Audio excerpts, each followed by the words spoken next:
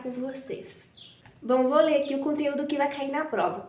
Português nível médio, matemática nível médio, noções básicas do cargo, noções de primeiros socorros, segurança do trabalho, avaliação inicial dos riscos, queimadura e hemorragias, emergências como desmaio, convulsão, parada cardíaca, AVC e AM.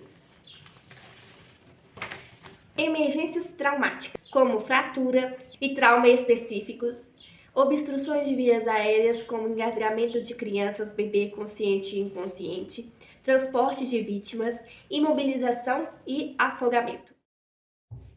Bom, sobre primeiros socorros, eu tinha feito 2 provas, anotei as respostas e as perguntas no papel e vou ler para vocês.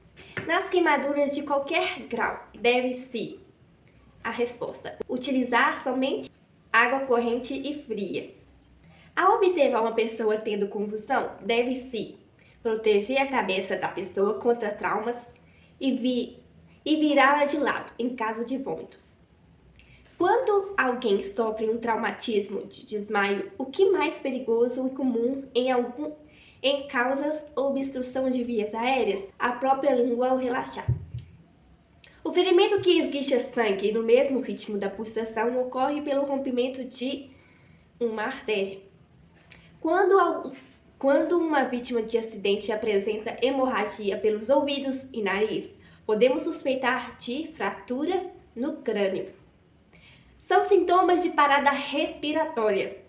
Bom, inconsciência, ausência de movimentos no peito, movimentos respiratórios, lábios e línguas e unhas azuladas, isso se chama cianose.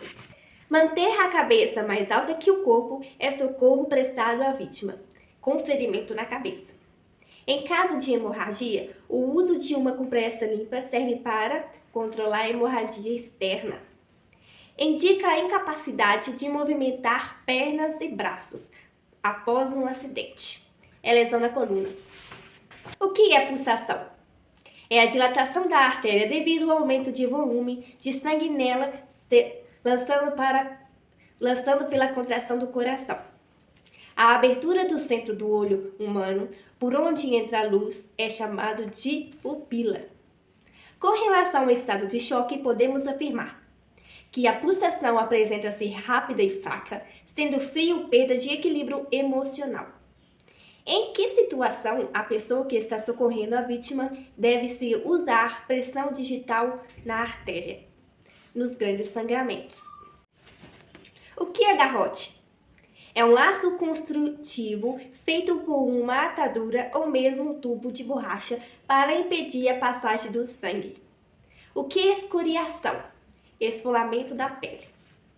Em caso de hemorragias, aí a alternativa falsa. Nas hemorragias arteriais, o sangue sai menos escuro. Nas hemorragias arteriais, o sangue sai mais escuro. Essa resposta está errada porque nas hemorragias arteriais o sangue sai em jato. O sangue sai em jato. Cianose é o quê? Falta de oxigênio no organismo. Pupilas dilatadas, unha, língua e lábios azulados ou arroxeados, peito imóvel são sintomas de parada respiratória. E agora eu quero perguntar para você sabe a diferença de parada respiratória para parada cardiorrespiratória? Vou falar para vocês agora. A parada respiratória tem pulso, mas não respira. E a parada cardiorrespiratória não tem pulso e não respira, mas você não pode dar o óbito ali. Bom, agora eu vou ler para vocês a matéria. Bom, o que é parada respiratória? Igual eu falei para vocês, que tem pulso, mas não respira. Os sintomas: ausência do movimento respiratório, inconsciência, dilatação das pupilas, arroxeamento dos lábios e extremidade dos membros, que se chama cianose. O tratamento: verifique no nível de consciência, abre as vias aéreas com a preservação da coluna, cheque a respiração. Não havendo movimento respiratório, aplique 2 insuflação caso tenha habilitação para tal tarefa e o equipamento de segurança. Verifique o pulso se a vítima apresenta pulso, coração batendo. Está ocorrendo apenas uma parada respiratória e não uma parada cardiorrespiratória. Fase de 12 a 15 insuflação por minuto. Após o término do ciclo, se a vítima ainda apresentar pulso, cheque a respiração. Se o término do ciclo a vítima não voltar à respiração sozinha, reinicie o ciclo novamente. Agora eu vou explicar para vocês o que é parada cardiorrespiratória. Bom, parada cardiorrespiratória é quadro no qual a vítima não apresenta movimentos respiratórios nem pulso, é completamente ausente. Porém, não podemos afirmar o que ocorreu o óbito. Sintomas da parada cardiorrespiratória: ausência do movimento respiratório e pulso, sem batimentos cardíacos, inconsciência, pupilas dilatadas, pele e lábios arroxeados, significa cianose. Tratamento: verifique o nível de consciência, abre as vias aéreas, preservando a coluna, cheque a respiração. Haver um movimento respiratório, aplique duas insuflação. Verifique o pulso. Se a vítima não apresentar pulso, sem o coração bater, está ocorrendo uma parada cardiorrespiratória.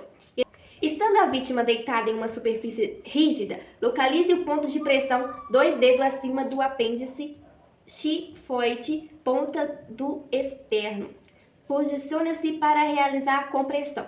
Para a vítima adulta, as mãos devem ser sobrepostas, dedos entrelaçados e somente uma das mãos em contato com o osso externo. Para a criança, utilize apenas uma mão para a compressão e para lactantes, somente dedos indicadores e médio. Lactantes é bebê. Deverá ser executado em sincronismo, de 2 insuflação por 30 massagem cardíaca. Bom, o que é hemorragia? Hemorragia é a perda aguda de sangue circulante. A intensidade dessa perda vai depender do calibre do vaso afetado. Vamos supor, se a veia era uma artéria, o sangue é vermelho vivo e sai com pressão maior. Se a veia era venosa, o sangue é vermelho escuro, sai com menor pressão.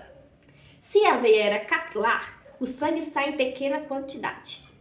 Tratamento das hemorragias externas: tamponamento para pequenos cortes e perfurações, elevação dos membros, pressionamento das artérias que irrigam o local, curativo e atadura. Não troque o curativo, permita a coagulação e não retire corpos estranhos do ferimento. Ocorrendo a amputação do membro, poderá ocorrer grandes hemorragias, o que levará ao acidente e rapidamente à morte. Realize a pressão no local com gás limpa e previna o estado de choque. Localize e guarde o membro amputado. Se levar, apenas resfrie, se possível, mas não congele.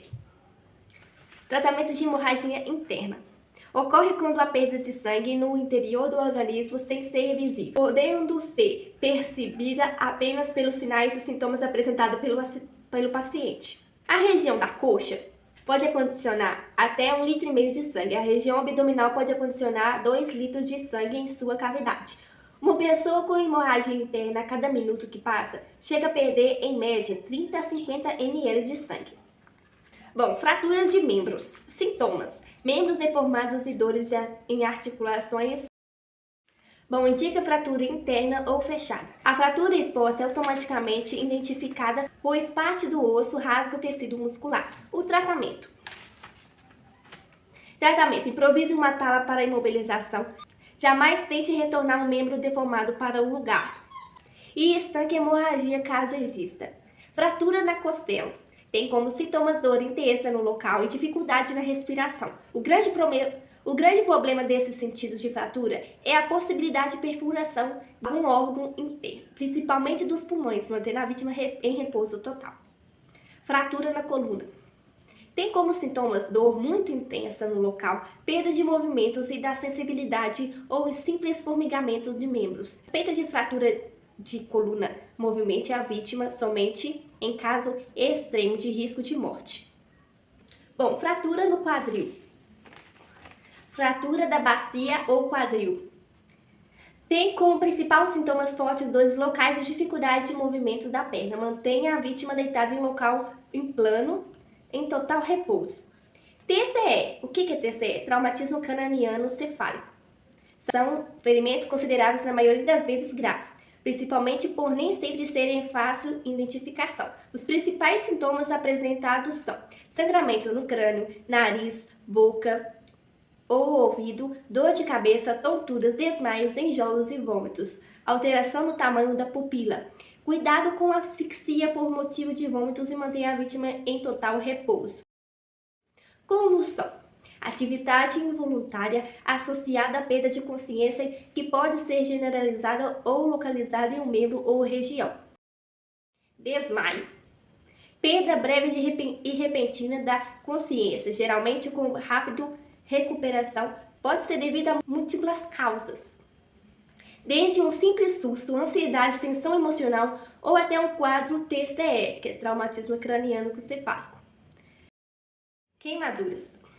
As queimaduras podem ser de primeiro grau, que é apenas um vermelhidão, de segundo grau, que é com bolhas, e de terceiro grau, que é a camada que atinge a camada muscular. Tratamento. Principalmente combata o fogo e logo após mantenha o local resfriado com água limpa, umedecendo constantemente. Cuidado com a queimadura ocasionada por produtos químicos, pois em alguns casos a água potencializa a capacidade de corrosão do produto. Pequenas queimaduras são menos de 10% da área atingida e grandes queimaduras são mais de 10% da área corpórea atingida.